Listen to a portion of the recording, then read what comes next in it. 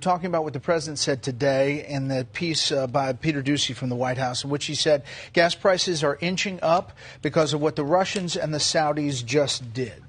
What was the decision behind the OPEC Plus move, and how do you react to the president talking about it in that way? We are very committed to ensuring stability in the oil markets to the benefit of consumers and producers. Over the past year, when we saw shortages, we increased our oil production gradually. Now we are seeing, meaning the 22 countries that make up OPEC Plus, we are seeing shortages. We are seeing headwinds in terms of geopolitics. We're seeing headwinds in terms of growth rates, a slowdown in economies throughout the world. And we want to make sure that we act in a preemptive fashion to ensure that we don't have a collapse of the energy markets, which would be detrimental not only to producers but also to consumers and the global economy. Mr. Minister, the president seems to suggest that you all are working with Russia, and it sounds like, and people in his own party say, it's sort of like thumbing the nose at the U.S. at this time, short of an election.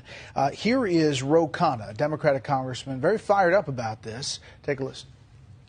The priority is to get gas prices low, and what we need to do is be very tough on Saudi Arabia. I mean, after all we've done for that country, President Bush, the first Bush, defended them against Saddam Hussein, made sure that they weren't invaded. We give them all of the weapons, 70% of their weapons. For them to do this to the American people is outrageous. And we should say if they don't reverse their decision, we're going to stop sending them weapons.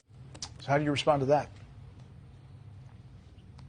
I think that this is probably part of the emotions that have to do with upcoming elections. Saudi Arabia does not politicize oil or oil decisions. Oil is not a weapon. It's not a fighter plane. It's not a tank. You can't shoot it. You can't do anything with it. We look at oil as a commodity, and we look at oil as important to the global economy in which we have a huge stake. The idea that Saudi Arabia would do this to harm the U.S. or to be in any way politically involved is absolutely not correct at all. With due respect, the reason you have high prices in the United States is because you have a refining shortage that has been in existence for more than 20 years. You haven't built refineries in decades. You have now